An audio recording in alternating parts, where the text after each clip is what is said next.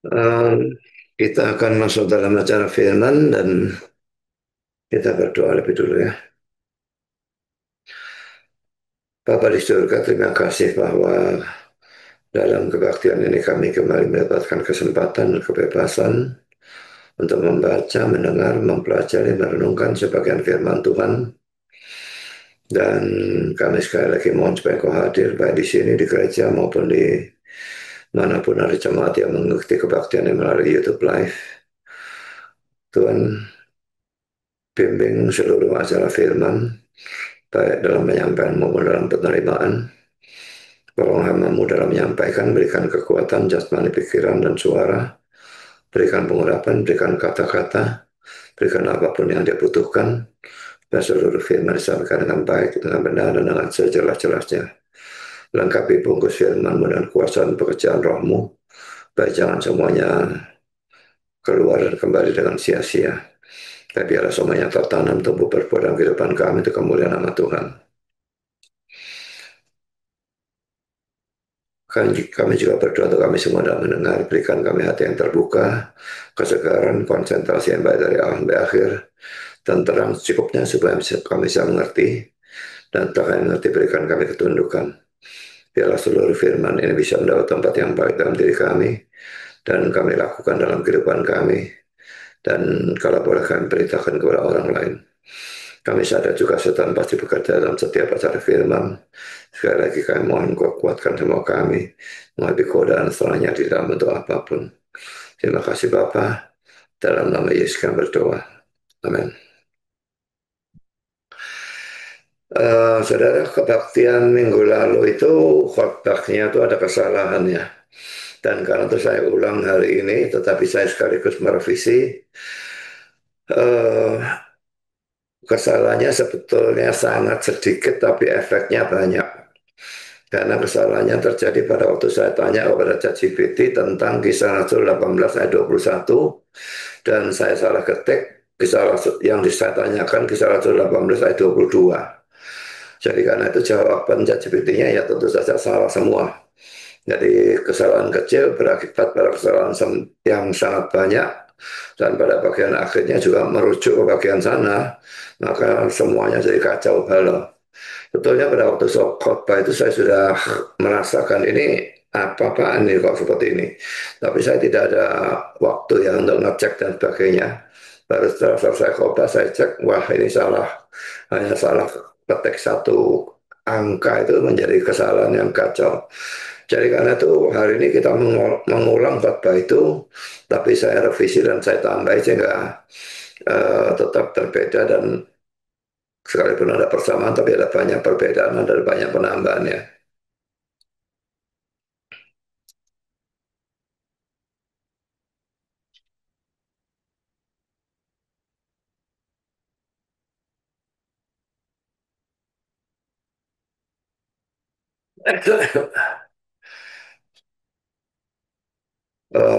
Juga karena hal itu maka Pak Budi sudah minggu sebentar Pak lalu Budi.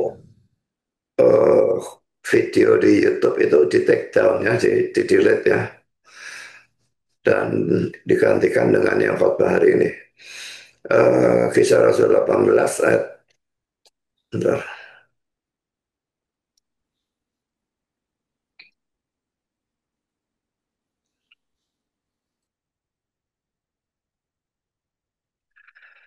Kisah Rasul 18 ayat 18 sampai dengan 23. Kita akan baca lebih dulu. Paulus tinggal beberapa hari lagi di Korintus. Lalu ia minta diri kepada saudara-saudara di situ dan berlayar ke Syria. Sesudah ia mencukur rambutnya di Kengkrea, karena ia telah bernasar. Priscilla dan Aquila menyertai dia. Lalu sampailah mereka di Efesus. Paulus meninggalkan Priscilla dan Aquila di situ. Ia sendiri masuk ke rumah ibadah dan berbicara dengan orang-orang Yahudi. Mereka meminta padanya untuk tinggal lebih lama di situ, tetapi ia tidak mengabulkannya. Ia minta diri dan berkata, aku akan kembali kepada kamu jika Allah menghendakinya. Lalu bertolaklah ia dari Efesus. Ia sampai di Kaisaria, dan setelah naik ke darat dan memberi salam kepada jemaat, ia berangkat ke Antioquia. Setelah beberapa hari lamanya ia tinggal di situ. Ia berangkat pula lalu menjelajah seluruh tanah Galatia dan Frigia untuk meneguhkan hati semua murid. Pertama, Paulus mencukur rambut untuk menggenapi Nasar. Pertama-tama perlu dipertanyakan siapa yang cukur rambut. Kalau dalam kitab suci Indonesia ini kelihatan jelas bahwa Paulus yang cukur rambutnya. Coba saya bacakan ya.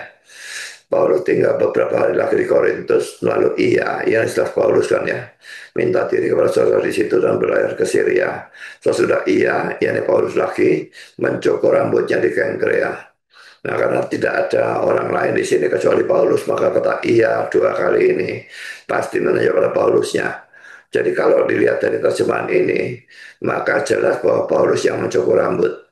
Tetapi dalam versi Yunani ya, ataupun bahkan dalam versi bahasa Inggrisnya, itu tidak jelas siapa yang cukur rambut, Paulus atau Aquila. Saya berikan terjemahan King James, karena King James ini di sini menerjemahkan secara hurufiah. Dan Paulus setelah ini tinggal di sana untuk waktu yang cukup lama. Dan lalu meninggalkan saudara-saudara dan dari sana berlayar ke Syria bersama Priscilla dan Aquila setelah mencukur rambutnya di Kengkrea karena ia mempunyai nasar. Jadi kalau kita lihat terjemahan ini ada Paulus ya. Setelah dia tinggal di sana, ini jelas semua Paulus ya. Lalu meninggalkan saudara dan dari sana berlayar ke Syria bersama dengan Priscilla dan Aquila. Di sini ada dua nama ya. Nah, Aquila ini ditaruh bagian akhir dan menunjukkan seolah-olah dia yang cukur rambutnya. Jadi Aquila setelah mencukur rambutnya di Kengkrea karena ia mempunyai nasab dari ia ini menunjuk pada Aquila. Jadi bisa menunjuk pada Paulus, bisa menunjuk pada Aquila. Kalau misalnya ini dikasih tanda kurung ya,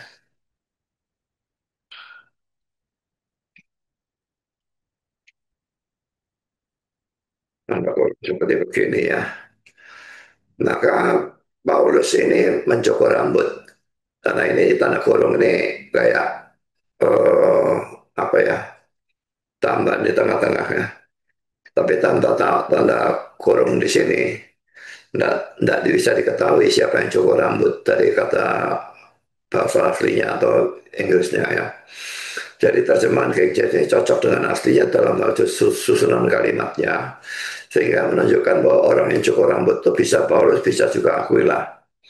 Lalu ada perdebatan siapa yang cukur rambut ini, Paulus atau Aquila. Poin A, ada yang menganggap yang cukur rambut adalah Aquila. Alasannya, nama Aquila diletakkan sesudah Priscilla, padahal Aquila adalah yang laki-laki. Tujuan peletakan seperti ini pasti untuk membuat nama Aquila sedekat mungkin dengan kata having shorn atau telah mencukur, untuk menunjukkan bahwa dialah yang mencukur rambut. Tapi ada keberatan yang sangat besar tentang penafsiran ini ya. Karena apa? Dengan Kisah Rasul 18 ayat 2 sebagai perkecualian, nama Priscilla memang selalu disebut lebih dulu daripada nama Aquila. Sekalipun Priscilla yang perempuan, Aquila yang laki, tetapi Priscilla selalu disebut lebih dulu. Mungkin karena Priscilla lebih terkenal atau lebih aktif dalam pelayanan dibandingkan dengan suaminya. Kita bisa melihat dalam ayat ini, setelah bisa baca sendiri, saya akan bacakan. Jadi kalau dalam ayat 18 nama Aquila diletakkan setelah Priscilla, itu sama sekali tidak menunjukkan bahwa nama itu sengaja diletakkan sedekat mungkin dengan kata having shorn atau telah mencukur. Poin B, mayoritas penafsir menganggap bahwa Paulus lah yang mencukur rambut. Dan ini alasannya. Pertama dalam ayat 18 sampai 23, jadi seluruh teks yang tadi kita baca itu ya, ada 9 buah aorist participle. Participle itu adalah suatu kata kerja dalam bahasa Inggris yang selalu diakhiri dengan kata ing. Just the running, dancing, speaking, preaching, standing, dan sebagainya ya. Sedangkan aorist itu adalah bentuk lampau di dalam bahasa Yunani. Tiga di antaranya ada dalam ayat 18 ini, termasuk kata yang terjemahkan having shorn atau telah mencukur. Dari 9 aorist participle ini, 8 di antaranya jelas menunjuk pada Paulus, Dan karena itu maka yang kesembilan yaitu having shown itu telah mencukur pasti juga menuju pada Paulus. Yang kedua, alasan kedua mengapa menuju pada Paulus, tidak ada alasan untuk menceritakan tentang peristiwa yang begitu remeh, apalagi tentang Aquila yang itu terkenal. Tapi kalau ini tentang Paulus, maka ini ada hubungannya dengan ayat 21 dan ayat 22. Kita lihat 21 dan 22. Ia minta diri dan berkata, aku akan kembali kepada kamu jika Allah mendakinya. Lalu bertolaklah ia dari Efesus. Ia sampai di Kaisaria dan telah naik ke darat dan memberi salam kepada jemaat. Ia berangkat ke Antioquia. Bentar ya.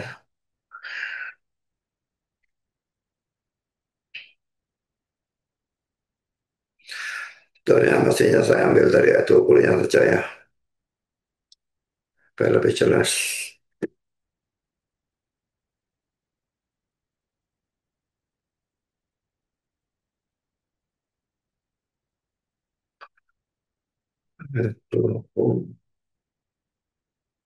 Jadi mereka minta, orang Efesus ya minta kepadanya untuk tinggal lebih lama, tapi dia tidak mengabulkannya. Karena dia punya nasar ini dan mencukur rambut, dia harus pergi ke Yerusalem ya. Dia minta diri dan sebagainya, lalu bertolaklah ia dari Efesus. Sekarang Paulus cukur rambut untuk memenuhi nasarnya ya. Dalam ayat yang ke-18, kita baca sekali lagi, Paulus tinggal beberapa hari lagi di Korintus, lalu ia minta diri kepada saudara di situ dan berlayar ke Syria.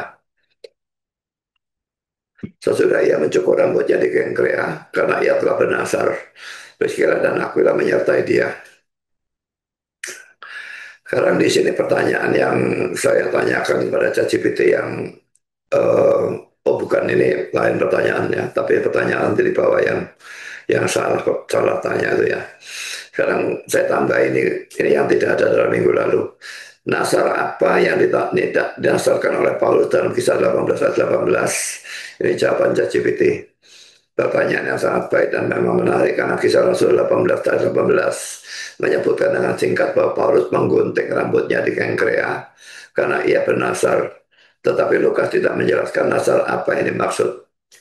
Mari kita lihat teksnya lebih dulu. Kisah 18 ayat 18. Saya kira tidak usah dibaca, sudah kita baca tadi ya. Poin pertama, latar belakang umum. Dalam dunia Yahudi, istilah bernasar hampir selalu mengacu kepada Nasar Nasir. Nazaret, wow. Sebagaimana dijelaskan dalam bilangan 6 ayat 1 dan 21. Dalam Nasar Nasir, poin A, orang itu tidak boleh minum anggur atau hasil anggur, ayat 3 dan 4 dari bilangan 6 ini ya. Poin B, tidak boleh mencukur rambutnya, ayat 5.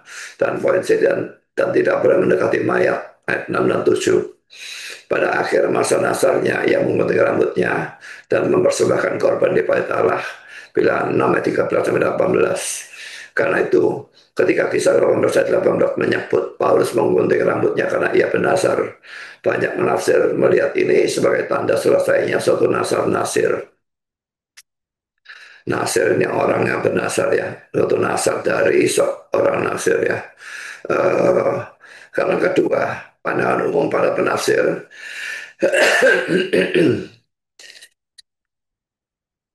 poin A, mayoritas pandangan klasik dan modern, Paulus telah menyelesaikan suatu nasar-nasir sementara. Dan perhatikan ya, di sini ada kata sementara ya. Dan ini akan saya tanyakan lagi lanjutannya. Bukan nasar seumur hidup.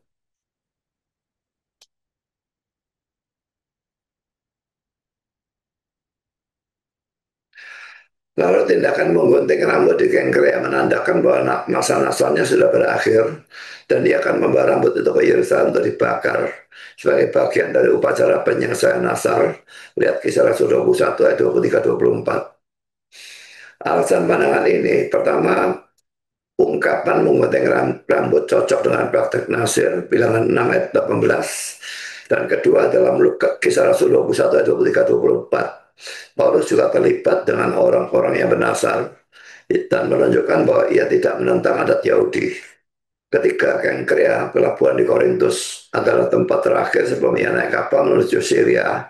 Jadi waktu yang tepat untuk mengakhiri masa nasar dan mempersiapkan persembahan di Yerusalem.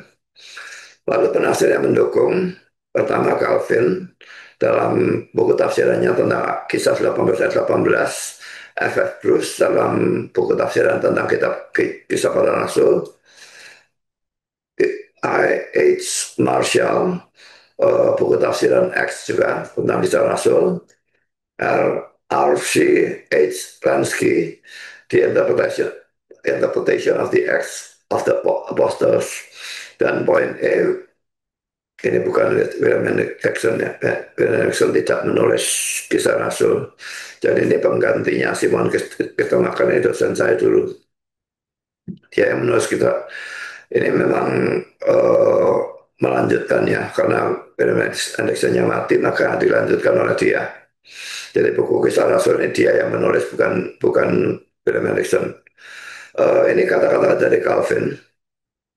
Saya bacakan terjemahnya saja. Sangat mungkin Bapak Paulus telah mengambil Nasar Nasir untuk waktu yang singkat, sesuai kebiasaan orang Yahudi, dan telah menunaikannya. Ia mencukur rambutnya sebagai tanda bahwa Nasar itu telah berakhir. Poin B, pandangan minoritas. Ada yang berpendapat bahwa Nasar itu bukan Nasar Nasir, tapi Nasar pribadi khusus yang tidak diatur oleh hukum Musa. Misalnya Nasar ucapan syukur karena Tuhan telah melindungi pelayanannya di Korintus. Menurut pandangan ini, Paulus mungkin berjanji kepada Tuhan untuk tidak memotong rambutnya sampai pelayanan di Korintus berhasil atau sampai bahaya tertentu berlalu. Alasan pandangan ini, pertama, tidak disebut bahwa Paulus mempersembahkan korban di Yerusalem segera setelahnya, walau mungkin melakukan kemudian. Kemudian, poin kedua, nasar-nasir biasanya dilakukan di Israel, bukan di wilayah Yunani seperti Korintus. Namun pandangan ini kurang kuat karena Lukas memakai istilah yang biasanya memang dipakai untuk nasar keagamaan Yahudi.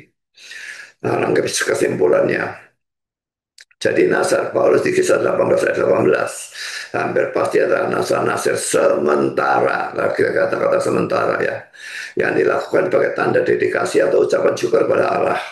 Yang menutup masa Nasar itu di Kengkrea dengan memgunting rambutnya, dan kemungkinan besar membawa rambut itu ke Yerusalem untuk melengkapinya sesuai dengan hukum.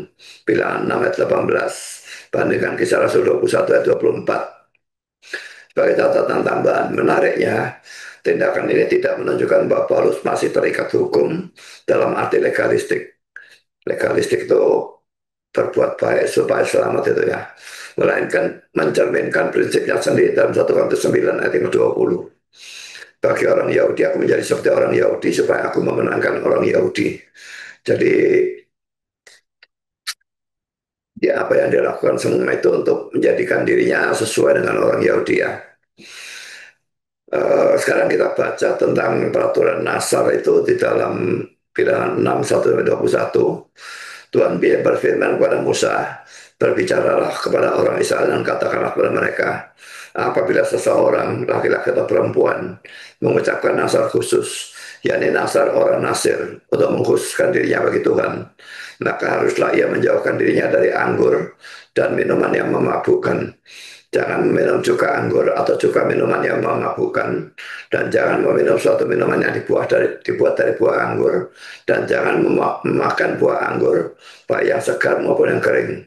Selama waktu penasirannya, janganlah ia makan sesuatu apapun yang berasal dari pohon anggur, dari bijinya sampai kepada pucuk rantingnya. Selama waktu nasarnya sebagai orang Nasir, janganlah pisau cukur lalu di kepalanya, dari rambutnya tidak boleh potong, sampai genap waktunya ia mengkhususkan dirinya bagi Tuhan. Haruslah ia tetap kudus dan membiarkan rambutnya tumbuh panjang. Selama waktunya ia harus mengkhususkan dirinya bagi Tuhan. Janganlah ia dekat kepada mayat orang, bahkan apabila mati ayahnya ataupun ibunya, saudaranya laki-laki ataupun saudaranya perempuan. Janganlah ia menasirkan dirinya kepada mereka, sebab tanda kenasiran bagi Allahnya ada di atas kepalanya. Selama waktu penasirannya, ia kudus bagi Tuhan. Tapi apabila seorang mati di dekatnya dengan sangat tiba-tiba, sehingga ia menajiskan rambut kenasirannya, maka haruslah ia mencukur rambutnya pada hari pentahirannya, yaitu pada hari yang ketujuh haruslah ia mencukurnya.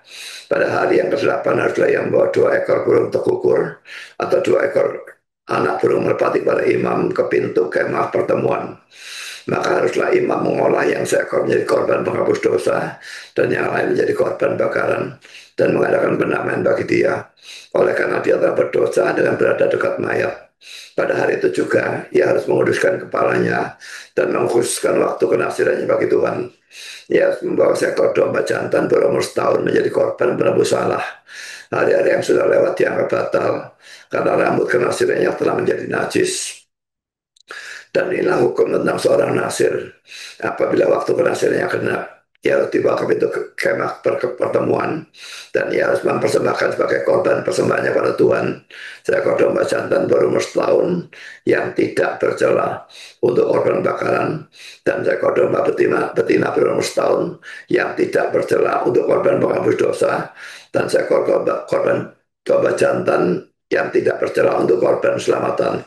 Juga sembako roti yang tidak beragi, yakni roti bunda dari tepung yang terbaik, yang diolah dengan minyak, dan roti tipis yang tidak beragi, diolesi dengan minyak, serta dengan korban sajian dan korban-korban curahannya. Lalu haruslah imam membawa semuanya itu ke hadapan Tuhan, dan mengolah korban menghapus dosa dan korban bakarannya. Domba jantan itu haruslah diolahnya sebagai korban keselamatan bagi Tuhan, beserta sebagai roti yang tidak beragi itu juga haruslah imam mengolah korban sajian dan korban curahannya. Maka haruslah orang nasir itu mencukur rambut kenasirannya di depan pintu kemah pertemuan, lalu mengambil rambut kenasirannya itu dan melemparkannya ke dalam api yang di bawah korban keselamatan. Imam haruslah mengambil paha depan korban jantan itu sesudah dimasak dan satu roti bundar yang tidak beragi dari dalam bakul dengan satu roti tipis yang tidak beragi, lalu meletakkannya di atas telapak tangan orang nasir itu setelah orang ini mencukur rambut kenasirannya. Kemudian haruslah imam menunjukkan semuanya itu ke hadapan Tuhan sebagai persembahan unjukan.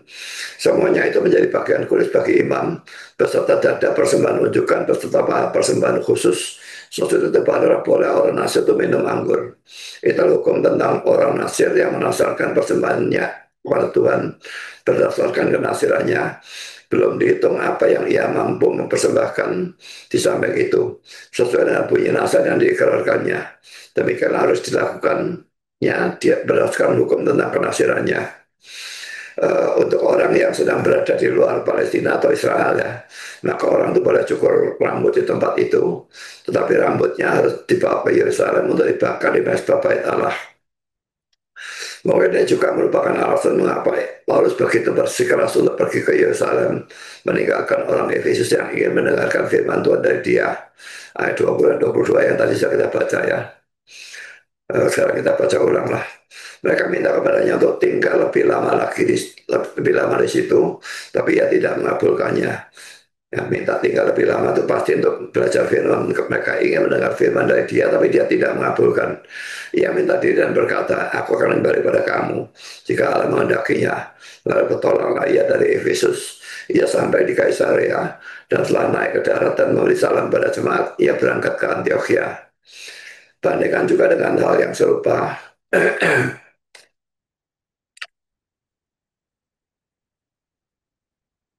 yang dilakukan oleh Paulus dalam Kisah Rasul 21 ayat 15 sampai dengan 16. Sesudah beberapa hari lamanya tinggal di Kaisarea, berkemahlah kami, lalu berangkat ke Yerusalem, dan bersama-sama dengan kami turut juga beberapa murid dari Kaisarea.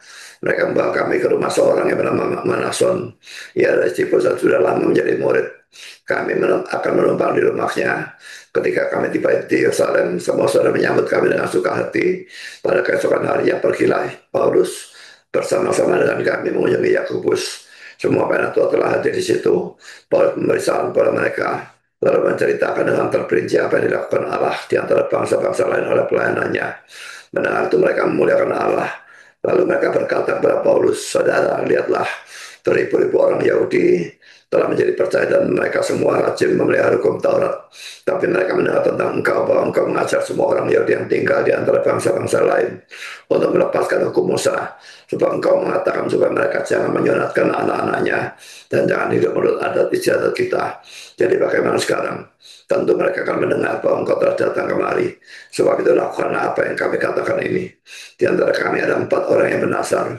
bawalah mereka bersama-sama dengan engkau, lakukanlah pentahadan dirimu bersama-sama dengan mereka, dan tangguhlah biaya mereka, sehingga mereka dapat mencukurkan rambutnya. Maka semua orang akan tahu bahwa segala kabar yang mereka dengar tentang engkau sama sekali tidak benar, melainkan bahwa engkau tetap memelihara hukum Taurat. Tapi mengenai bangsa-bangsa lain yang telah menjadi percaya, sudah kami tuliskan keputusan-keputusan kami, yaitu mereka harus menjauhkan diri dari makanan yang dipersembahkan kepada berhala, dari darah, dari daging binatang yang mati dicekik, dan dari percabulan. Pada hari berikutnya, Paulus membawa orang-orang itu serta dengan dia, dan dia mentahirkan diri bersama-sama dengan mereka, lalu masuk ke bait Allah untuk memberitahukan bila mana pentahiran akan selesai, dan persembahan akan dipersembahkan untuk mereka masing-masing. Jadi dalam bagian ini dia jelas melakukan hal itu supaya orang-orang Yahudi tidak menganggap dia sebagai anti-Yahudi atau anti hukum Taurat. Bandingkan dengan kata-katanya di dalam 1 Korintus 9 ayat yang ke-20. Demikianlah bagi orang Yahudi, aku menjadi seperti orang Yahudi, supaya aku memenangkan orang-orang Yahudi. Bagi orang-orang hidup di bawah hukum Taurat, aku menjadi seperti orang yang hidup di bawah hukum Taurat. Sekalipun aku sendiri tidak hidup di bawah hukum Taurat, supaya aku dapat memenangkan mereka yang hidup di bawah hukum Taurat. Jadi dia menyesuaikan kehidupannya dengan kehidupan orang yang dia injili, selama itu tidak melanggar firman Tuhan. Lalu poin yang ketiga, Paulus mencukur rambutnya di Kengkrea.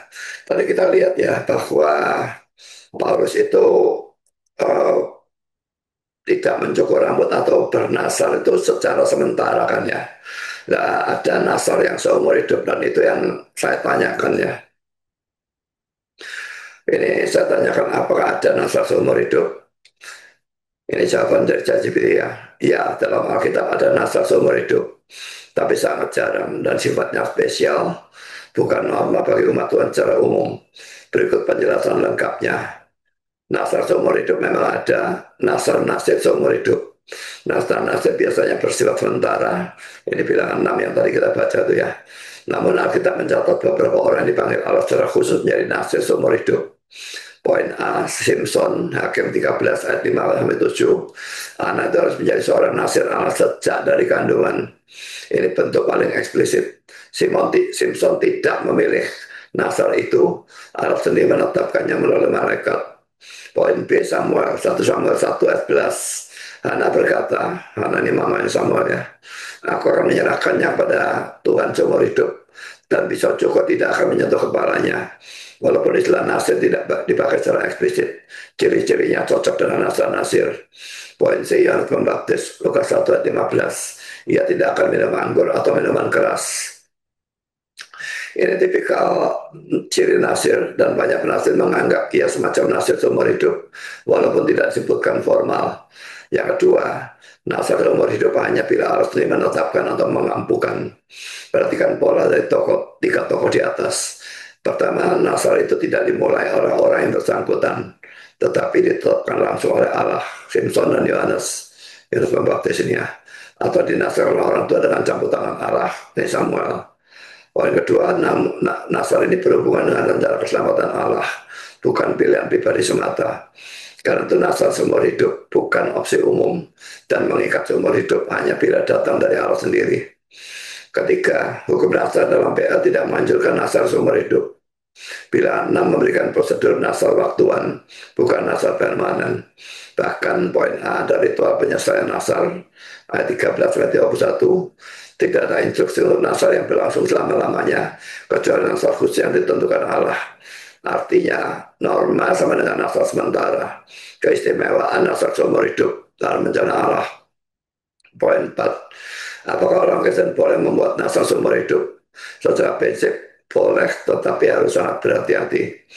Membuat nasar besar, apalagi permanen, harus, poin pertama, realistis. Jangan menjanjikan sesuatu di luar kemampuan manusia. Kedua, tidak melanggar firman. Ketiga, dapat dilaksanakan sampai mati, dan ini sangat berat. Khususnya tidak potong rambut sampai mati, itu kalau umurnya 60 tahun saja rambutnya berapa panjangnya itu. Yang keempat, tidak bertentangan dengan panggilan atau kehendak Allah. Pada dasarnya PP tidak mendorong umat membuat nasar detail, apalagi nasar yang bersifat asketis permanen. PP lebih mendorong penyerahan diri total. Roma 12, 1 sampai 2. Kesetiaan seumur hidup pada Kristus. Lukas 9 ayat 23. Ini sifatnya dedikasi, bukan asal ritual atau hukum. Lalu aplikasi teologis reform dalam tradisi reform, Nasar dia pandang tidak lagi mengikat secara hukum upacara. Yang bersifat abadi adalah komitmen moral. Maka Nasar seumur hidup bagi orang Kristen adalah katekismus kita sendiri. Menyangkal diri memikul salib hidup bagi Kristus. Bukan Nasar teknis berupa larangan rambut dipotong atau tidak minum anggur. Kesimpulan, Nasar seumur hidup memang adalah Alkitab, tapi hanya terjadi atas perintah atau rencana Allah. Kedua, sangat jarang. Ketiga, bukan pola umum bagi umat Tuhan. Keempat, PP tidak mengajarkan umat membuat nasar ritual seumur hidup. Kalau maksud Anda tentang nasar tentu yang sifatnya permanen, misalnya bergaul, tidak menikah, tidak minum alkohol, seumur hidup, dan lain-lain. Saya bisa jelaskan apa itu Alkitabiah atau tidak. Tinggal Anda jelaskan bentuk nasarnya. Saya tidak tanya ini, tapi saya tanyakan dengan tentang Yesus ya. Bagaimana dengan Yesus? Apakah dia juga bernasar seumur hidup? Pendeknya, jawaban pendek ya, tidak. Yesus bukan seorang nasir dan dia tidak berumur bernasar seumur hidup. Ini adalah konsensus hampir semua teolog reform maupun munafsir klasik. Berikut alasan lengkapnya dan bukti BBK historis dan teologis. Pertama, Yesus tidak pernah disebut nasir. Alkitab tidak pernah menyebut Yesus sebagai pertama nasir Allah. Ini di dalam bahasa Ibrani dan bahasa Yunani ya.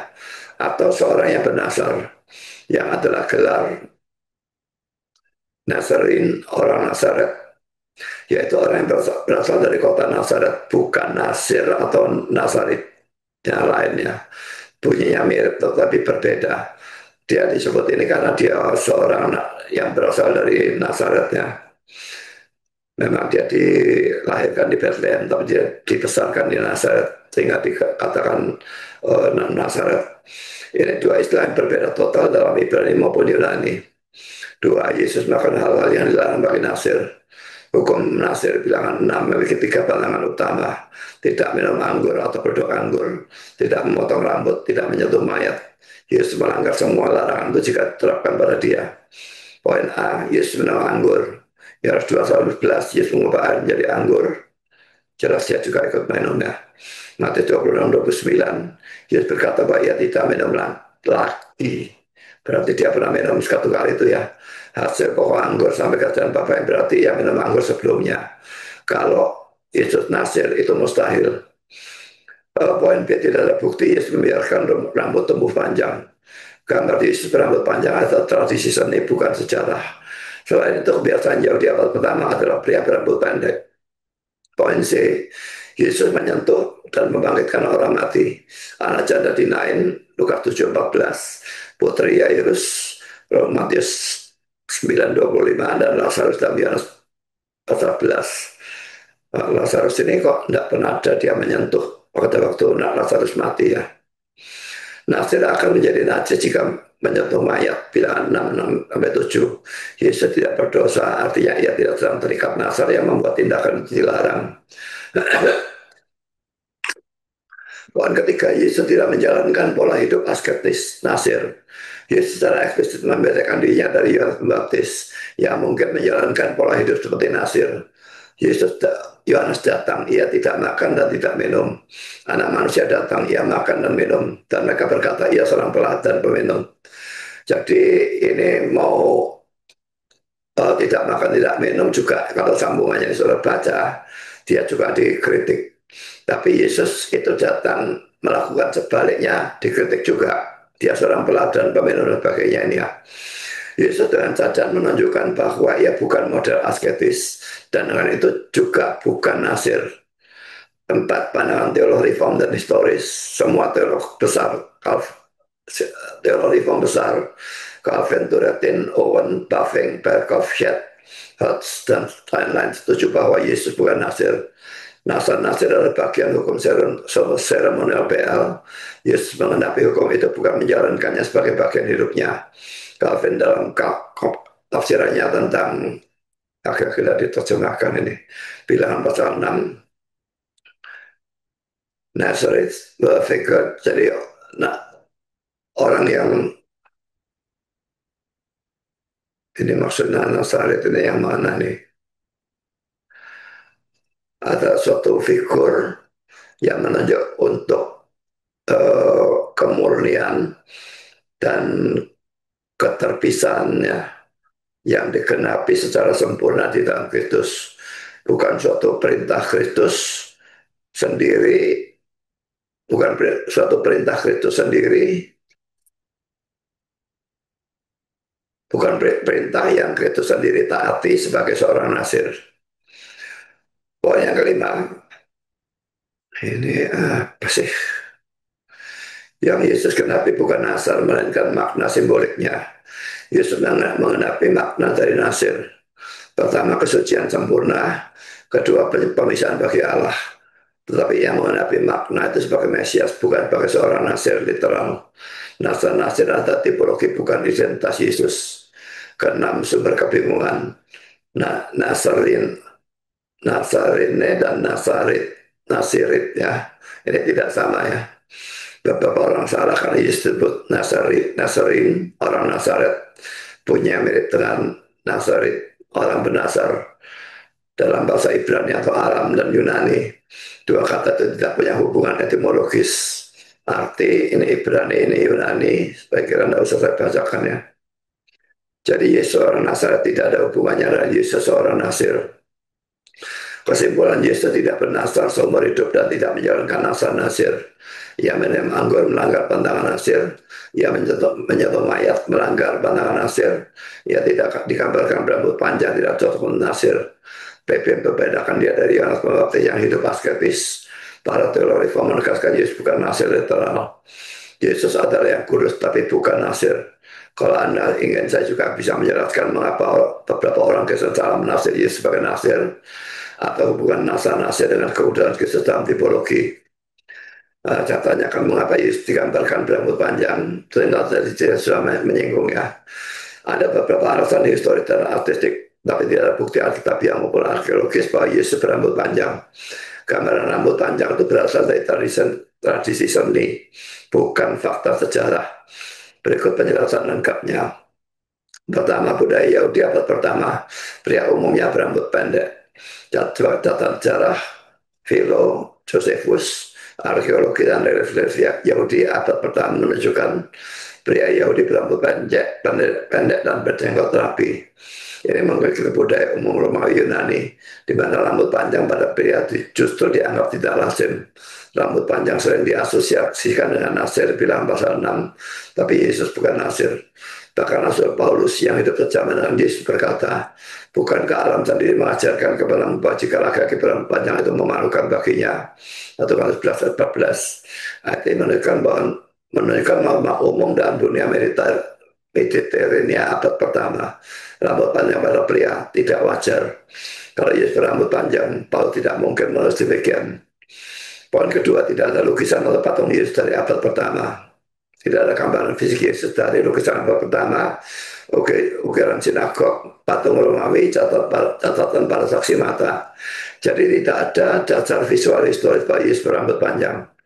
Ketika asal-usul rambut panjang dalam seni Kristen, gambaran Yesus berambut panjang baru muncul 300 tahun setelah Yesus, terutama pada abad 4 dan 5 Masehi. Mengapa? Poin A, pengaruh seni Yunani Romawi. Dalam seni Yunani Romawi, dewa-dewa yang dianggap agung dan mulia, Zeus, Apollo, sering digambarkan berambut panjang, berwajah simetris, penuh aura kemuliaan. Seniman Kristen awal kemudian menggambarkan Yesus dengan gaya dewa-dewi Yunani untuk melukiskan kemuliaan dan keilahiannya. Poin B, pengaruh budaya Persia dan ikonografi Syria. Dalam tradisi Syria, orang suci dan guru rohan digambarkan dengan rambut panjang. Poin C, pengaruh ikon-ikon Bizantium. Ikon Bizantium abad 5 dan 6 mulai menampilkan gaya standar Yesus, rambut panjang sampai bahu, jenggot, wajah oval. Dari sinilah gambaran Yesus berambut panjang menyebar ke seluruh dunia Kristen. Poin keempat, Yesus sangat mungkin berambut pendek.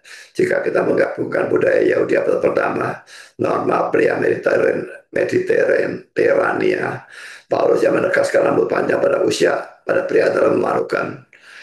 tidak adanya alasan teologis Yesus membiarkan rambut panjang, fakta bahwa Yesus bukan Nasir, maka gambaran historis Yesus hampir pasti berambut pendek, seperti orang Yahudi Galilea lainnya, termasuk murid-muridnya, termasuk Rasul Paulus dan Yakobus. Mengapa gereja tidak mengubah gambaran itu? Karena pertama tradisi seni sudah terbentuk, dunia Kristen sudah terbiasa dengan Yesus rambut panjang. Kedua, gambar digunakan sebagai simbol, bukan catatan sejarah. Keempat, ketiga, kemudahan pengenalan visual, rambut panjang, bersifat panjang langsung dikenal sebagai Yesus. Tapi teolog dan sejarawan Ivan Calvin juga mengingatkan bahwa itu bukan gambaran historis, hanya representasi simbolis. Calvin sering menyebut bahwa gambar-gambar Yesus adalah fantasi manusia, bukan representasi akurat. Kesimpulan Yesus digambarkan berumur panjang pengaruh seni Yunani Romawi dan Bizantium, bukan karena bukti sejarah. Secara historis, Yesus kemungkinan besar berambut pendek. Karena ia bukan Nasir, karena budaya Yahudi Romawi menuntut pria berambut pendek. Dan karena Paul menyebut rambut panjang pada pria sebagai memalukan, 1 Korintus 11 jika mau saya bisa membuatkan, saya kira tidak perlu.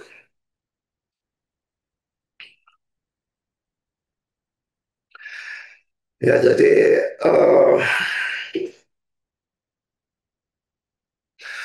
saya sekarang kembali kepada Paulus yang mencukur rambutnya untuk mengenapi nasarnya tadi ya. Sekarang kita lihat lagi sekali ayat 18. Paulus tinggal beberapa hari lagi di Korintus. Lalu ia minta diri kepada saudara di situ dan berlari ke Syria. Sesudah ia mencukur rambutnya di Kengkrea karena ia telah bernasar. Pikiran dan aku yang menyertai dia. Dalam Roma 16 ayat 1 dikatakan bahwa ada gereja di Kengkrea.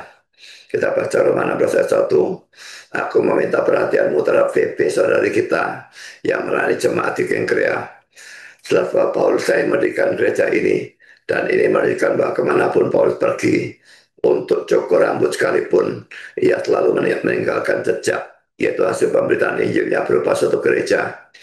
Apakah dia menginjili tukang cukur rambutnya, atau orang-orang di sana, atau orang-orang yang menunggu untuk cukur rambut. Pokoknya dia menginjil di sana, dan akhirnya terbentuk suatu gereja.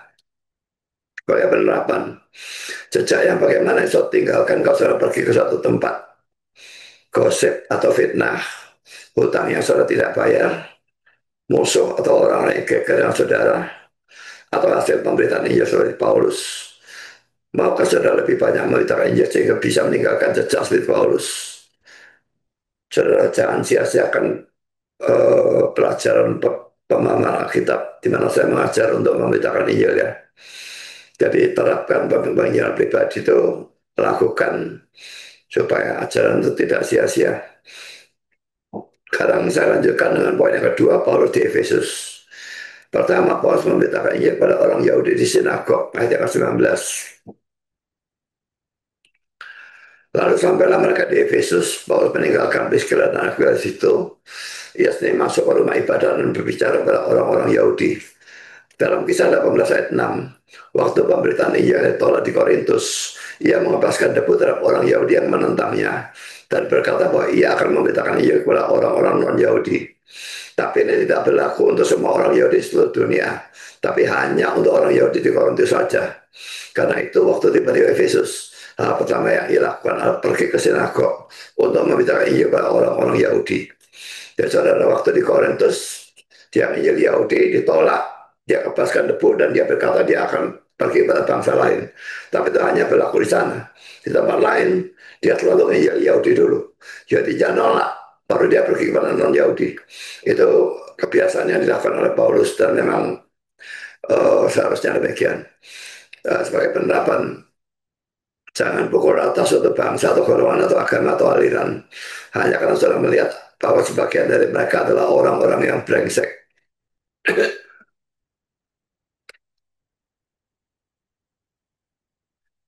Jadi kalau ada satu bangsa yang brengsek atau suku bangsa yang brengsek ya, dan tidak usah sebutkan nanti atau tersinggung lalu marah dan sebagainya, setiap kita pasti punya orang atau bangsa yang kita anggap ini sebagai brengsek ya. Tapi saudara, kalaupun ada banyak sekali orang dari kalangan bangsa itu yang brengsek, itu tidak boleh digeneralisasi seakan-akan seluruh bangsa itu tanpa kecuali brengsek. Demikian juga dengan golongan atau agama atau alirannya. Agama apapun ya, itu ada orang-orang brengsek. Tapi tidak semua mereka orang brengsek. Kalaupun dikatakan sangat banyak, tapi pasti tidak semua. Pasti ada orang-orang yang ya baik dalam arti dari sudut pandang manusia. Juga dalam aliran Kristen ya. Apakah itu Katolik atau Ortodoks atau Oneness atau Arminian atau Calvinis atau Gereja Baptis. Saya tidak peduli aliran apapun. Memang ada orang-orang brengsek, tetapi tidak semua dipukul rata seperti itu. Karena saya sendiri di TikTok itu menjumpai ada orang-orang Katolik yang baik. Sekalipun mayoritas selalu menghujat Protestan. Tetapi ada yang baik, ada yang tidak menghujat dan sebagainya. Ya, jadi ini tidak boleh dipukul rata semua orang karena ada banyak yang seperti itu, maka semua orang itu seperti itu. Jadi karena itu Paulus dia hanya di Korintus dia ditolak ya dia beritakan pada non Yahudi. Tapi di tempat lain Yahudinya bisa berbeda.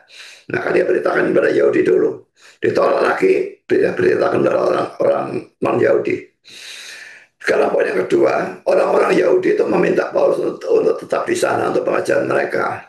Ayat 20 mereka minta kepadanya untuk tinggal lebih lama di situ tapi ia tidak mengabulkannya. Dan mayoritas orang Yahudi mulai abad pertama sampai sekarang menolak Kristus.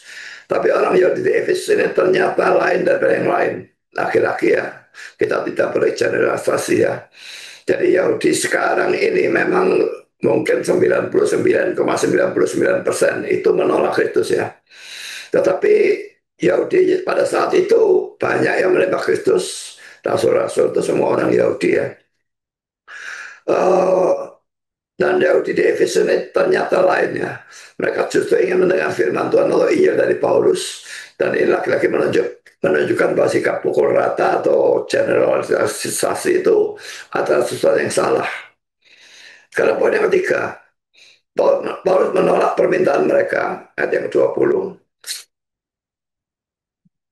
Mereka minta padanya untuk tinggal lebih lama di situ, tetapi ia tidak mengabulkannya. Mengapa? Alasan Paulus ada dalam ayat yang 21. Ia minta diri dan berkata, aku akan kembali kepada kamu jika Allah mendakinya. Lalu bertolaklah ia dari Efesus. Ayat 21 dalam terjemahan King James. Nah ini yang jadi masalah dalam khotbah minggu lalu ya. Maunya nanya ke 21, saya nulisnya 22. Ayat 21 dalam terjemahan King James ada tambahan yang saya garis bawahi sebagai berikut ya. But paid them farewell, saying, I must, I must by all means keep this feast that cometh in Jerusalem, but I will return again unto you if God will. Tetapi ia mengucapkan selamat tinggal dan berkata, aku harus memelihara pesta atau hari yang akan datang di Yerusalem, tetapi aku akan kembali kepadamu kalau Allah mengendakinya. Jadi yang saya garis bawahi dan warna hijau ini tidak ada di dalam terjemahan yang lainnya. Tidak ada dalam terjemahan yang lain juga. Jadi saya tanyakan apakah tambahan King James ini asli atau tidak. Itu yang saya tanyakan ya. Uh, saya belum tanya di sini, nanti di bawah saya tanya. Ya. Poin A, apakah tambahkan King Jamesnya asli atau tidak? Ada yang menganggap bahwa ini harus dibuang. Dasarnya ini adalah satu penambahan dari kisah Rasul 20 ayat yang ke-16. Kisah 20 ayat 16. Paulus telah memutuskan untuk tidak singgah di Efesus supaya jangan habis waktunya di Asia. Sebab ia buru-buru agar jika mungkin ia telah berada di Yerusalem pada hari raya Pentakosta.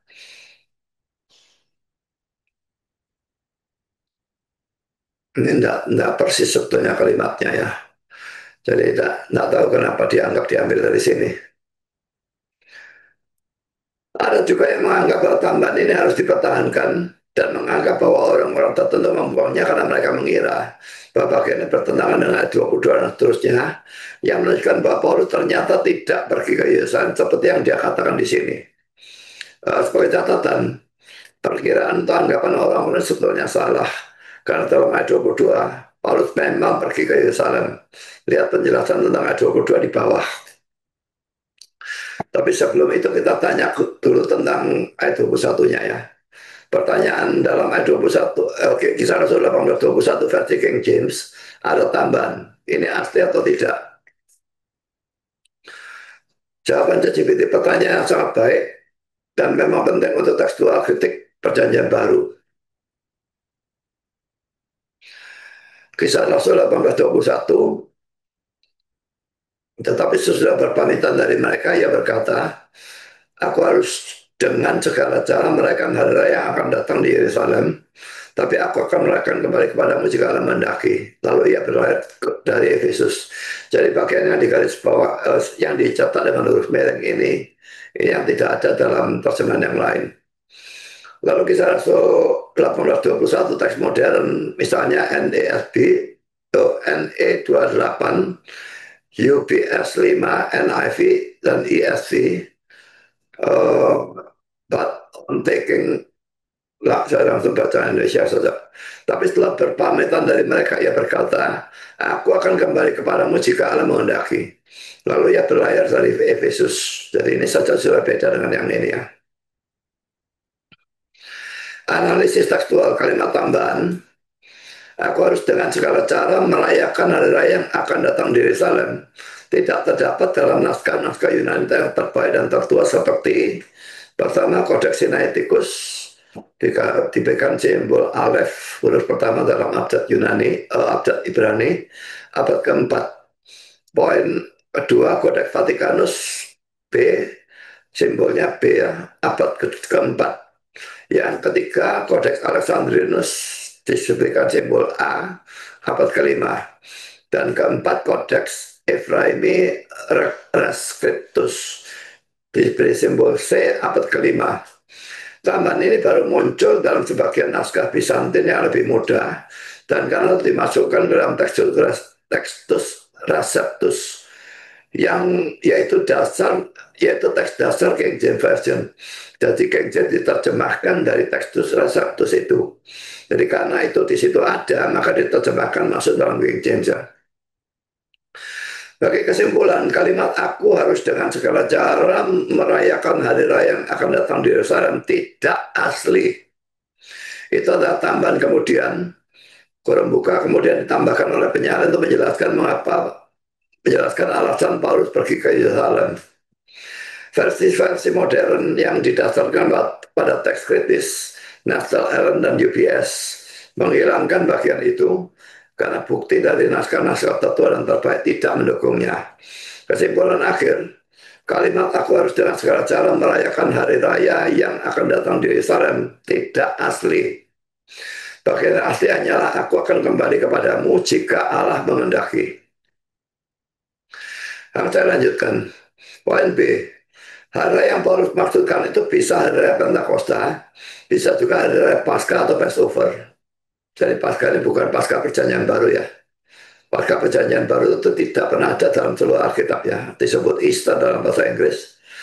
Kecuali dalam terjemahan yang salah dari King James itu ada Easter, tapi itu salah terjemahan. Jadi Paskah itu Paskah Perjanjian Lama dan itu Passover ya. Passover itu melewati, jadi memperingati pada waktu Tuhan itu menimpakan tulah kepada bangsa Mesir dan Israel disuruh sembelih domba lalu sapukan pada ambang pintu itu kalau ada tanda darah maka Allah lewati tidak masuk untuk membunuh anak sulung. Tapi yang tidak ada tanda darah dia masuk dan membunuh. Nah dari kata lewat atau Passover maka hari raya itu disebut Passover. Hari peringatan keluarnya Israel dari Mesir ya, dia hari saat dimana dia membunuh orang anak sulung itu dengan keluar dari Mesir itu ya berimpitlah dunia. Ini tentu tidak berarti bahwa Paulus masih merasa bahwa dirinya harus memelihara seremonial law. Kata Yunani yang terjemahkan kit dalam tambahan King James tadi.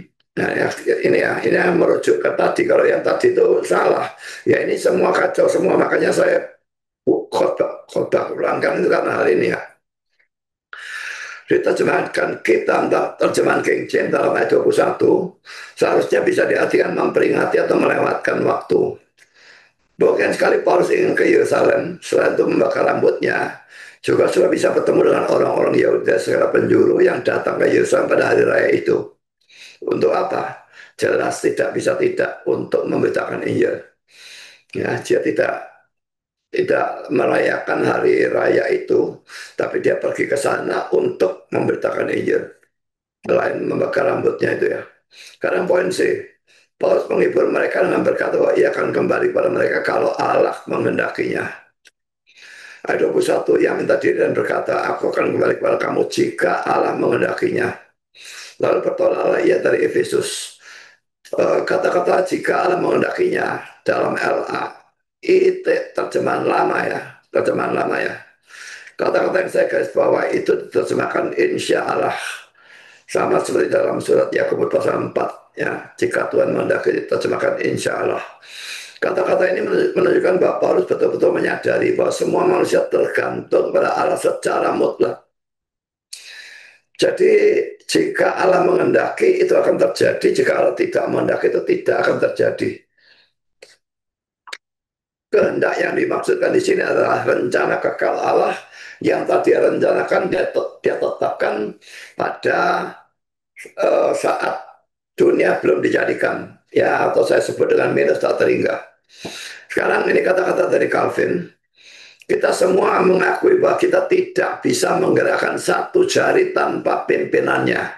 Ya, bayangkan dia berkata menggerakkan satu jari begini saja tidak bisa kecuali Tuhan menghendakinya. Apalagi menggerakkan semua jari, tak mungkin. Kita hidup tidak bisa, kita bernafas tidak bisa, kita mengejapkan mata gitu saja tidak akan bisa kecuali Tuhan menghendaki hal itu. Sebagai penerapan, saudara, jangan merencanakan melakukan sesuatu apapun dengan suatu self confidence atau keyakinan pada diri sendiri. Ingat bahwa saudara tergantung secara mutlak pada Tuhan. Nah, sekarang kita bandingkan dengan Yakobus 4 yang saya tadi bicarakan ya. Kita baca Yakobus 4, 13-17. Jadi sekarang, hai kamu yang berkata, hari ini atau besok kami berangkat ke kota Anu, dan di sana kami akan tinggal setahun, dan berdagang serta mendapat untung. Apa yang salah dari orang ini? Bukan bahwa dia merencanakan itu salah.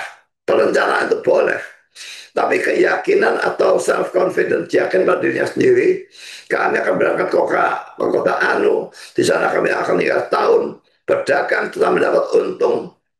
Tahu dari mana dia bisa masih hidup satu hari lagi? Jangankan setahun. Besok kita masih hidup atau tidak, kita tidak tahu. Saya lanjutkan ayat 14. Sedang kamu tidak tahu apa yang akan terjadi besok. Apakah arti hidupmu? Hidupmu itu sama seperti uap yang sebentar saja kelihatan lalu lenyap. Sebenarnya kamu harus berkata, jika Tuhan menghendakinya, kami akan hidup dan berbuat ini dan itu. Tetapi sekarang kamu memegangkan di dalam congkakmu. Jadi orang yang self confidence, ya, percaya diri, itu sering dipuji oleh dunia. Tapi oleh Tuhan dikecam ya. Itu kecongkaan, itu suatu kesombongan, percaya pada diri. Diri kita ini siapa? Kita ini debu. Kedebu yang tidak berarti. Jadi bagaimana kita percaya pada diri kita sendiri? Percaya harus kepada Tuhan dan bukan pada diri kita sendiri. Saya ulang ayat 16. Tapi sekarang kamu megahkan di dalam congkakmu. Dan semua kemegahan yang demikian adalah salah. Jadi jika seorang tahu bagaimana ia harus berbuat baik, tapi dia melakukannya, ia berdosa. Laki-laki yang ini ya, kata-kata jika Tuhan menghendakinya, dalam LAI terjemahan lama diterjemahkan juga insya Allah. Insya Allah memang artinya itu ya, jika Allah menghendakinya. Sekarang poin yang ketiga, perjalanan Paulus dari Efesus. Pertama, Paulus pergi ke Kaisarea lalu ke Yerusalem dalam ayat 22. Ia sampai di Kaisarea dan telah naik ke darat dan memberi pada jemaat. Ia berangkat ke Antioquia. Ayat 22 dalam kitab Indonesia salah terjemahan. Kalau darat itu sebetulnya tidak ada. Juga kata berangkat merupakan terjemahan yang tidak tepat. Saya bacakan dari terjemahan King James ya. Setelah ia mendarat di Kaisarea dan naik, ya dikatakan naik, bukan berangkat ya, dan memberi salam pada gereja, ia turun. ke Antioquia. Sekalipun di sini tidak ada kata Yerusalem, tapi yang dimaksud dengan the church atau gereja bukanlah gereja di di Kaisaria, tapi gereja di Yerusalem. Alasannya, pertama kata gereja dalam bahasa Yunani-nya menggunakan definite artikel atau kata sanang tertentu. Bentar ya.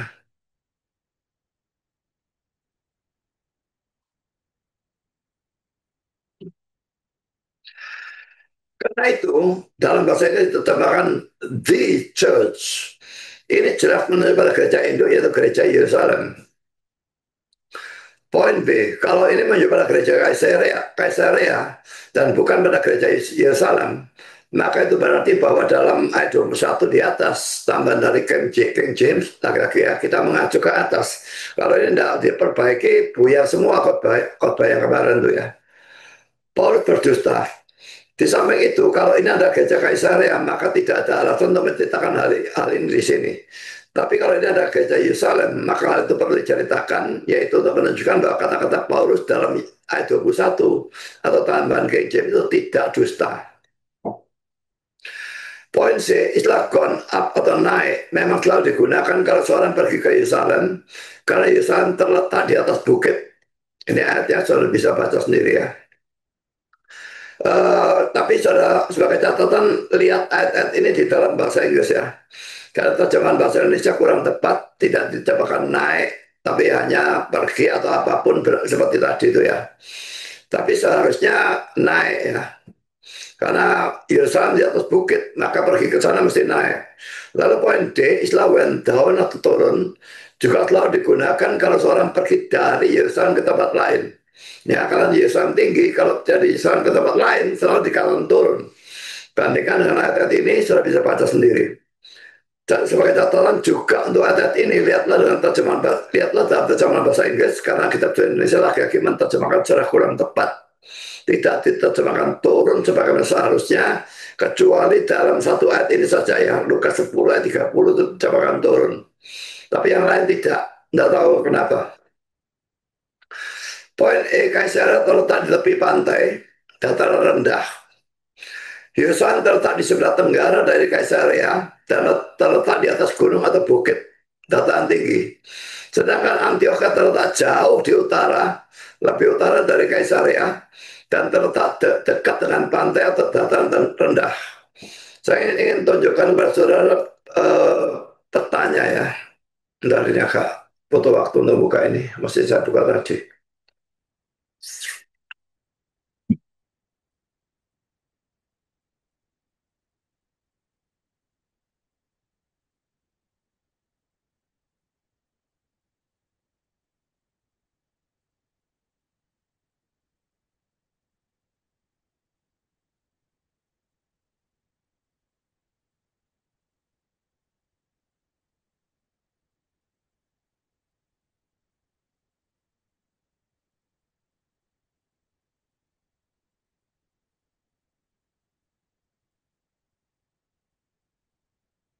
Jadi ini petanya ya. Ini kalau sudah melihat bagian bawah yang perhatikan ini kursornya ya. Ini Yerusalem. Ini Kaisaria. Jadi Yerusalem ini terletak di bagian tenggara dari Kaisaria ya.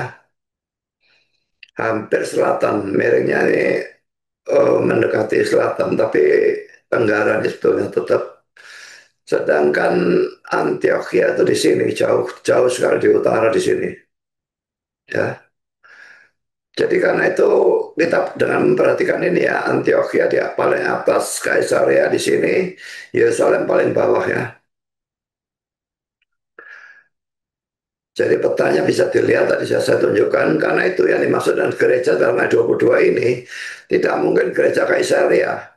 Karena kalau ini adalah gereja Kaisaria, maka itu berarti Paulus turun dari Kaisaria ke Antioquia. Ini sudah tidak mungkin karena pertama Antioquia letaknya lebih utara dari Kaisaria. Dan kedua, Kaisaria ada dataran rendah atau pantai. Jadi ditinjau dari selatan utara pun tidak mungkin, ditinjau dari ketinggian tempatnya juga tidak mungkin. Tetapi kalau yang dimaksud adalah gereja dari gereja Yerusalem, maka itu berarti Paulus turun dari Yerusalem ke Antioquia, dan ini cocok. Dengan catatan bahwa kata turun itu tidak berarti pergi dari selatan, karena Antiokhia ini ada di utara, Yerusalem kan di apa itu barat barat laut ya, barat laut dari Yerusalem. Dengan catatan bahwa kata turun tidak berarti pergi ke selatan, karena Antiokhia ada di utara atau barat laut ya, barat bentar, barat barat laut ya. Kalau barat daya belah sini ya. Jadi ada di barat laut, sebetulnya bukan utara, tapi ya hampir utara lah ya. Antioquia ada di utara Yerusalem, tetapi tidak pergi ke dataran tinggi, tetapi berarti pergi dari dataran tinggi, yaitu Yerusalem, ke dataran rendah, yaitu Antioquia. Dari semua ini jelaslah bahwa ayat 22 ini menunjukkan bahwa Paulus memang pergi ke Yerusalem, dan ini menunjukkan bahwa pertama, dia menempati nasalnya, membawa rambutnya ke Yerusalem. Sekalipun untuk itu dia harus bersusah payah. Sebagai penerapan, apakah harus selalu menempati nasar, janji kepada Tuhan? Mungkin nasar yang sudah buat dalam KKR, seminar, camp, retreat, dan sebagainya. Seringkali dalam acara-acara seperti ini ada altar call dan sebagainya, lalu kita memberikan suatu janji atau nasar, dan banyak orang gampang buat nasar tetapi tidak menepatinya. Nah, perhatikan ayat ini bagi saudara yang seringkali bernasar tapi tidak menepati. Pasal 5 ayat 3 dan 4. Kalau engkau bernasar kepada Allah, janganlah menunda-nunda menepatinya. Karena ia tidak senang kepada orang-orang bodoh. Jadi orang yang tidak menepati nasar dianggap orang bodoh. Tepatilah nasarmu. Lebih baik engkau tidak bernasar daripada bernasar tetapi tidak menepatinya. Jadi kalau memang tahu tidak bisa menepati nasar itu atau tidak tidak apa ya 100% mantap dalam menepati nasar itu jangan bernasar. Lebih baik tidak bernasar daripada bernasar tetapi tidak menepatinya. Bagaimana kalau sudah terlanjur bernasar, tahu-tahu seperti Yefta dan juga seperti Raja Herodes ya.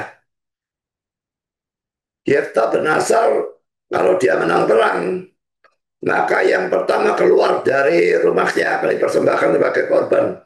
Kalau dia pulang, yang pertama keluar adalah anak perempuannya. Dalam kasus seperti itu, kalau menurut saya seharusnya kita membatalkan nafsal itu. Tidak betul itu dosa atau tidak dosa. Tapi membunuh anak perempuannya, itu jauh dosa yang jauh lebih besar.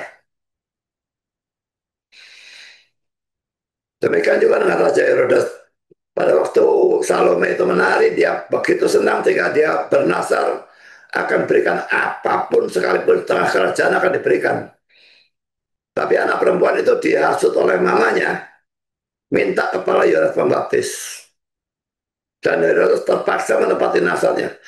Dalam kasus itu pun, saudara, lebih baik melanggar nasar daripada membunuh orang yang tidak bersalah. Memang gara-gara kesalahan kita, kita ada di dua posisi yang sama-sama berdosa. Lakukan ini berdosa, lakukan ini berdosa. Tapi kita harus pilih yang paling kecil dosanya dan bukannya membunuh orang.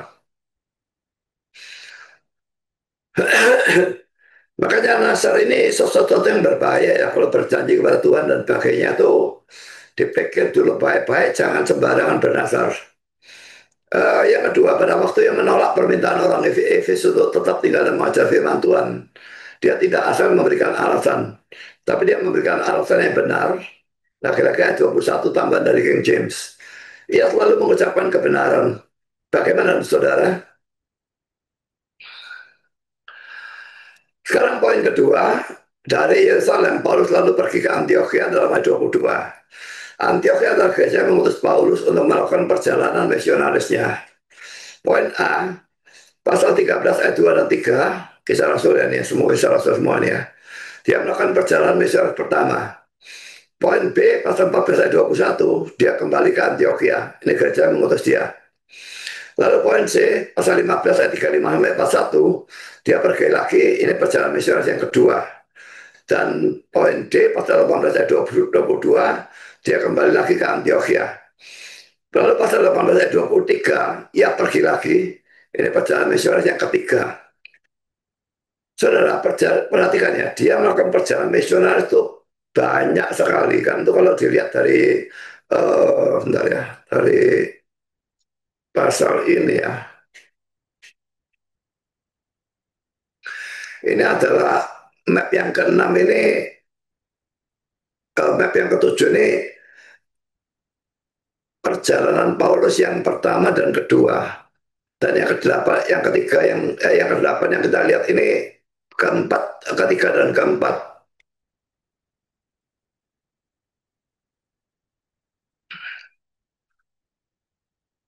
Uh, Sini dikatakan cuma tiga ya.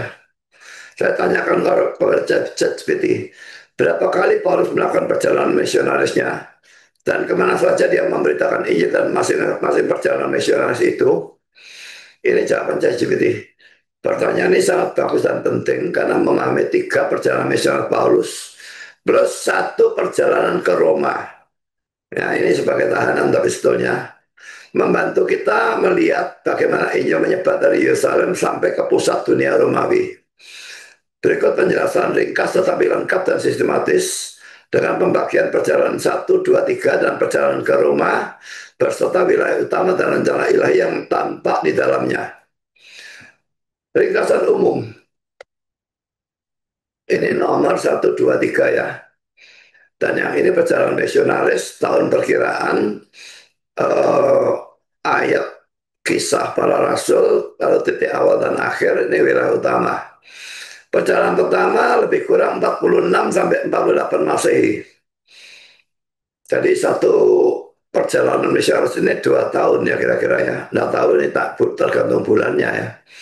Lalu di sini ayat kisah para rasul kisah 13 dan 14. Titik awal dan akhir Antioquia di Syria, Antioquia juga ya. Awalnya Antioquia, akhirnya Antioquia. Wilayah utama Siprus dan Galatia Selatan. Lalu perjalanan mision yang kedua tahun 49 sampai 52 ini malah 3 tahun kira-kira. Kisah 15, 36 sampai 18 ayat 22. Ini lagi-lagi berangkat dari Antioquia kembali ke Antioquia. Dan wilayah yang diinjili Asia Kecil dan Makedonia atau Makedonia, Akhaya, Eropa ini. Lalu perjalanan ketiga 53 sampai 57 malah ini 4 tahun. Kisah 18:23 sampai kisah 21 ayat 16. Antioquia tapi kembalinya ke Yerusalem. Yang diinjili Asia atau Efesus, Makedonia, Akhaya. Makedonia, Akhaya ini Eropa. Dan yang ini tidak disebut nomor 4 ya. Perjalanan ke Roma. Tahun 59 sampai 61, kisah 27 dan 28. Karena ini dia eh, dalam perjalanan sebagai tawanan ke Roma ya. Kaisaria Roma. Ini Laut Tengah dan Malta atau Italia. Lalu sekarang penjelasannya perjalanan misioner pertama, kisah 13 dan 14, sekitar tahun 46 dan 48 Masehi. Dimulai dan diakhiri di Antioquia atau Syria. Rekan adalah Barnabas. Poin yang kedua, Yohanes Markus meninggalkan mereka di tengah jalan, kisah 13 ayat 13. Ini sudah kita bahas pada pelajaran-pelajaran yang lalu. Jalur utama, pertama adalah Antioquia atau Syria, pengutusan oleh Roh Kudus kejadian kisah Rasul 13 atau 3. Kedua, Pulau Siprus. Poin A, Salamis memberitakan firman di rumah-rumah ibadat Yahudi. Poin B, Pafos menginjili gubernur Sergius Paulus oleh masjid tukang sihir dihukum. Kisah 13 ayat 4 sampai 12. Ketiga, Perga di Pamfilia, Markus meninggalkan mereka. Keempat, Pisidia, Antioquia, khotbah besar Paulus di rumah ibadat Yahudi. Kisah 13, 14 sampai 52. 5, Ikonium, banyak orang percaya tapi ada penganiayaan. Kisah 14 ayat sampai 7. Yang keenam, Listra, Paulus dan Barnabas disangka dewa, Paulus dilempari batu. Kisah 14, 8 sampai 20. 7, Derbe, Banyak murid baru kisah 14, 20 sampai 21. 8 kembali melalui Listra, Ikonem, Antioquia, Pisidia, Pamfilia, Perga, lalu ke Antioquia, Syria. Kisah 14, 21, 28. Ciri khas pertama, fokus. Poin A, fokus daerah Galatia Selatan. Poin B, tema pemberitaan pertama oleh bangsa-bangsa non-Yahudi. Poin C, hasil-hasil gereja-gereja baru daerah Galatia, Listra, Derbe, Iconium, Antioquia. Sekarang poin kedua, perjalanan misionaris kedua. Kisah 1536 sampai 1822, sekitar tahun 49 sampai 52 Masehi, dimulai dan diakhiri di Antioquia atau Syria. Rekan poin A, Silas menggantikan Barnabas karena ada gegeran antara Paulus dan Barnabas sembari ya. Poin B, Timotius ditambahkan di Listra. Poin C, Lukas bergabung di Troas. Kata kami mulai muncul di Kisah Rasul 16 ayat 10. Jalur utama, pertama Antioquia, Syria, melakukan gereja-gereja di Galatia Selatan. Poin kedua, Troas, Asia Kecil, penglihatan orang Makedonia, Kisah Rasul 16 ayat 9 ayat 10. Dan ketiga, Filipi, Makedonia, Lydia bertobat, kepala penjara diselamatkan, Kisah Rasul 16. Keempat, Tesalonika, banyak bertobat tetapi dianiaya, Kisah 17 ayat 1 9. Dan kelima, Berea, orang Berea meneliti kitab suci setiap hari, khotbahnya Paulus dibandingkan dengan Alkitab itu ya. Kisah 17 ayat 10 sampai 15. Yang keenam, Athena, khotbah di Areopagus, Kisah 17 ayat 16 sampai dengan 34. Dan yang ketujuh, Korintus atau Akhaya, tinggal 1,5 tahun, bekerja dengan Aquila dan Priscilla, Kisah 18 1 sampai 17. Ke-8 adalah Kengkrea,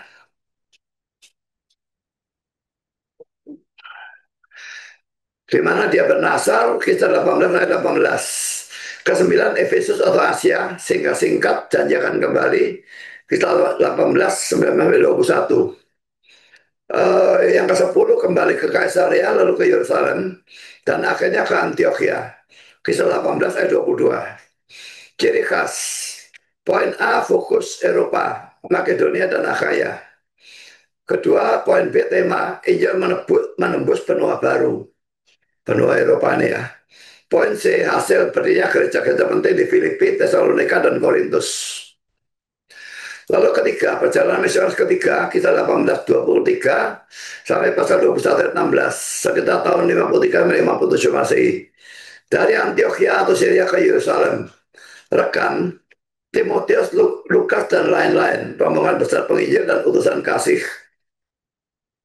Jalur utama, poin A, Galatia dan Frigia, meneguhkan murid-murid, Kisah 18 ayat 23.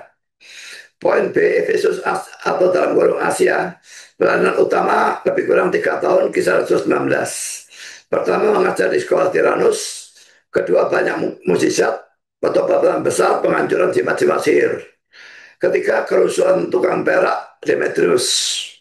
Poin C, Makedonia mengunjungi Filipi, Tesalonika, Berea, Kisah 20, 1 dan 2. Poin D, Yunani, Akhaya termasuk Korintus, terutama Korintus, tinggal 3 bulan, Kisah 22 sampai 3. Kemungkinan menulis surat Roma dari sini. Poin E, kembali melalui Makedonia dan Filipi, Kisah 20 3 sampai 6. Poin F, Troas, Eutikus jatuh dari jendela, mati lalu dibangkitkannya, Kisah 20 ayat 7 sampai 12.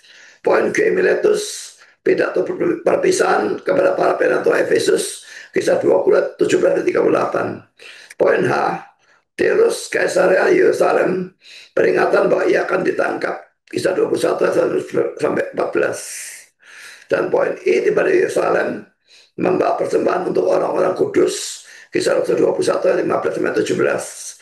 Ciri khas, pertama fokus pendalaman dan penguatan gereja-gereja yang sudah ada. Kedua, tema pelayanan pastoral dan pengajaran mendalam. Ketiga, hasil puncak pengaruh Paulus di Asia, lalu menuju penderitaan di Yerusalem.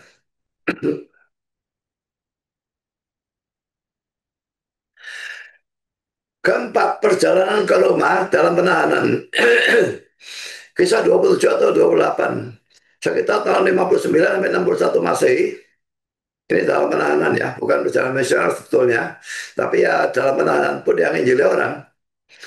Dari Kaisarea penjara ke Roma, Jalur utama, poin A, Kaisarea naik kapal bersama tahanan lainnya, kisah 27 atau 2. Lalu poin B, Sidon, Mira, Kreta, Pelabuhan Indah. Lalu poin C, badai besar dan karam kapal di Pulau Malta, kisah 27 ayat 13 sampai 28 ayat 10. Paulus tidak mati oleh ular, menyembuhkan ayah gubernur Publius. Poin D, menuju Italia, Sirakusa, Regium, Puteoli, Roma. Kisah 28, 16. Poin E, Roma meminta Injil selama 2 tahun dalam tahanan rumah. Kisah 28, 30, 31. Ciri khas. Pertama, fokus.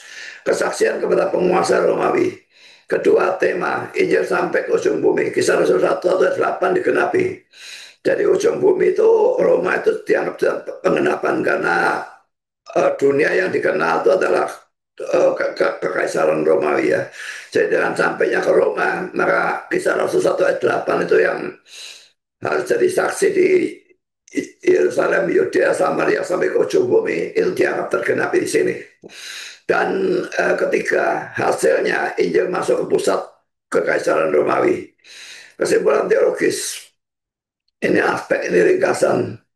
Tujuan Allah kisah 1 ayat 8 digenapi, Injil dari Yerusalem, Yudea, Samaria, ujung bumi atau Roma. Strategi Paulus fokus pada kota-kota pusat, urban missions, untuk menjangkau daerah sekitarnya. Motivasi Paulus, cinta pada Kristus dan bangsa-bangsa. Roma 1, 14 sampai 16.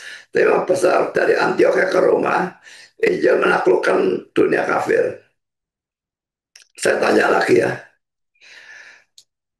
pertanyaan saya, total berapa gereja besar maupun kecil yang didirikan oleh Paulus?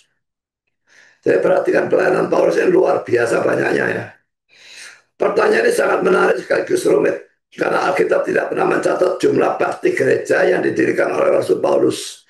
Namun dari kisah para rasul dan surat-surat Paulus, kita dapat mengidentifikasi dengan cukup akurat berapa banyak jemaat yang didirikan langsung olehnya, serta beberapa yang lahir melalui pengaruh dan rekan-rekannya.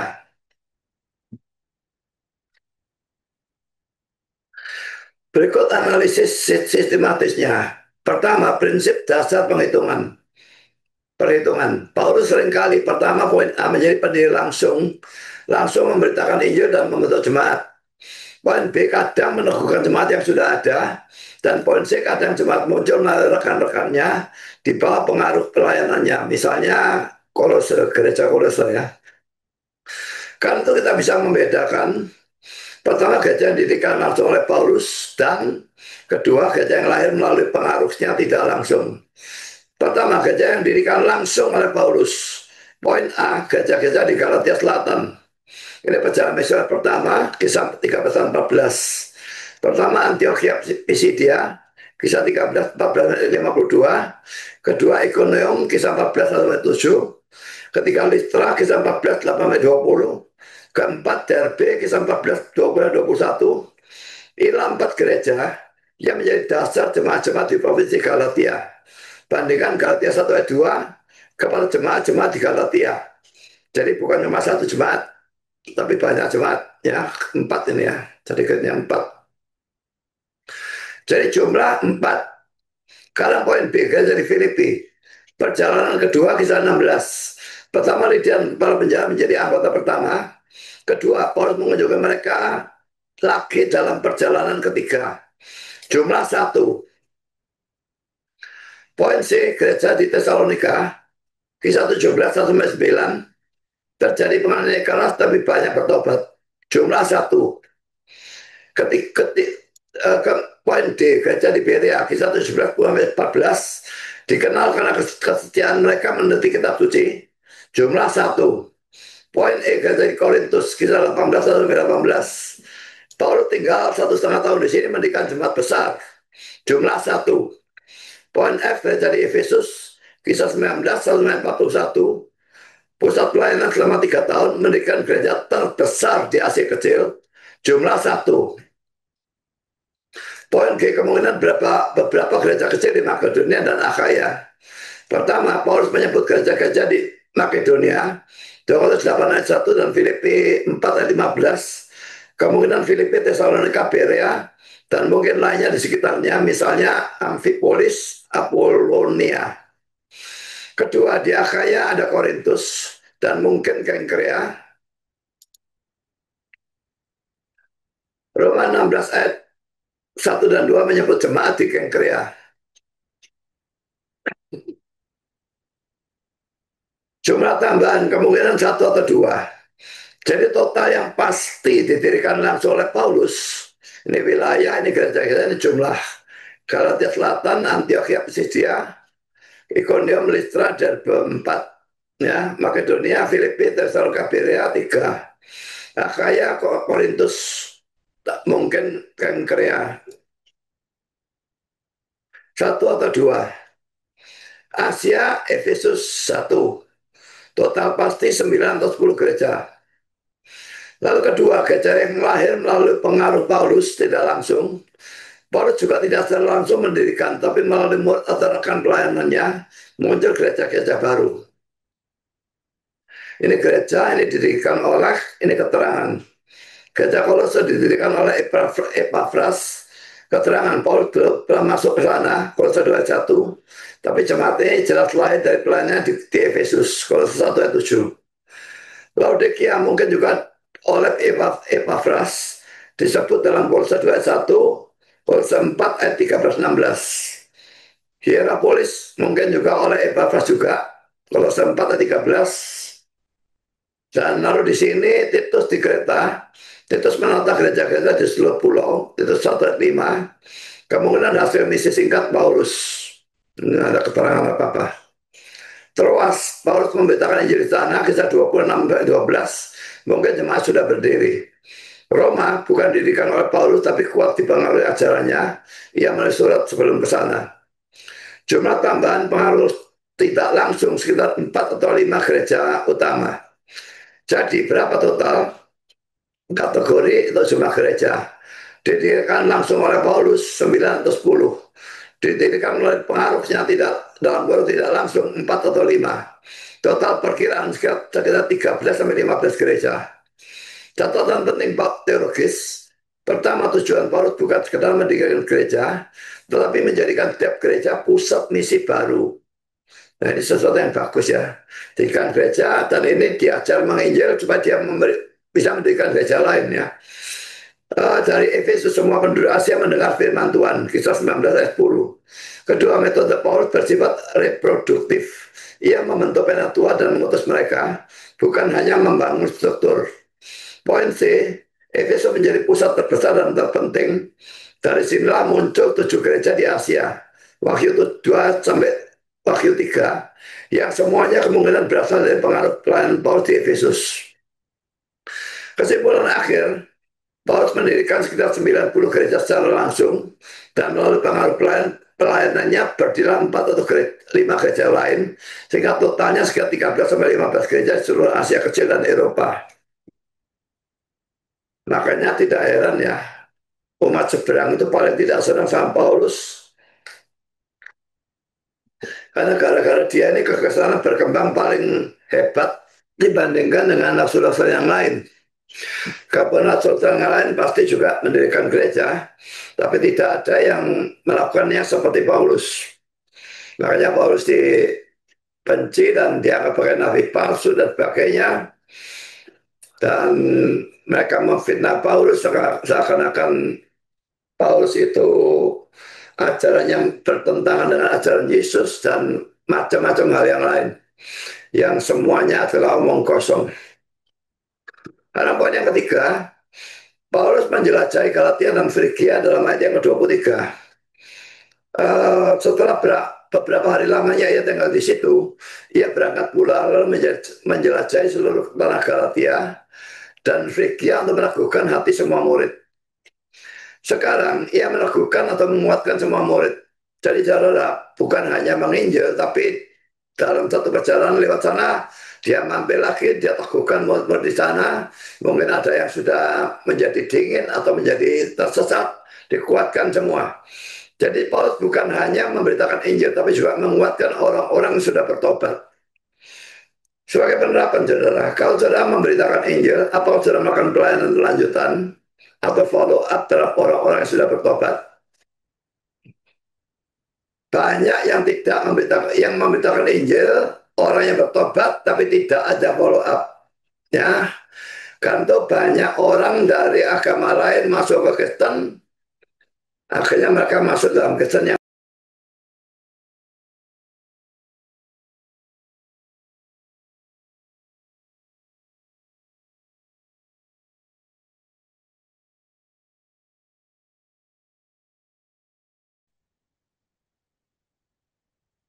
begini terus tuh.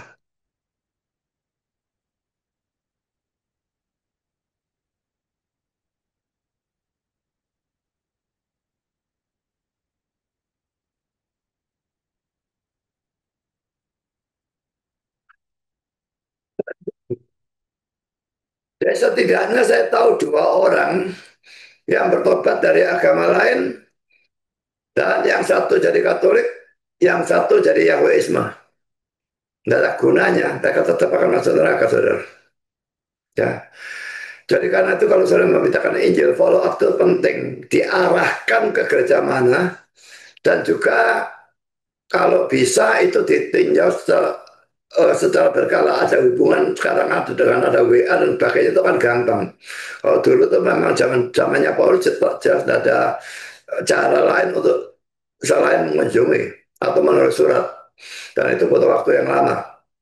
Nah, sekarang dengan WA bisa ngomong dari jarak jauh, dari Amerika ke Indonesia bisa ngomong melalui WA dan sebagainya.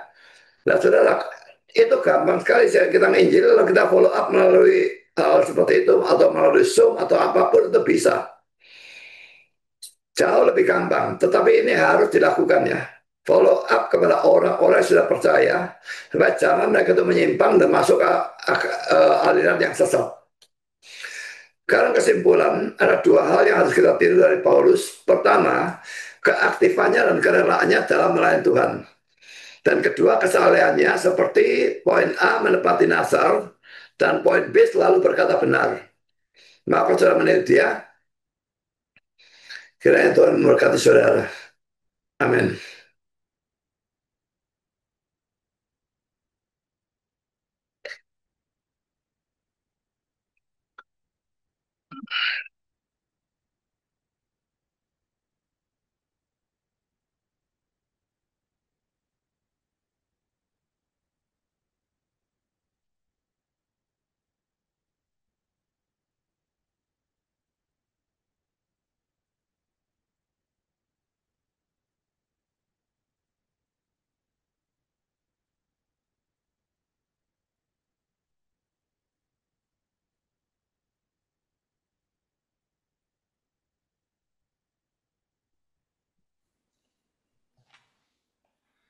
Nggak doa dulu, Pak.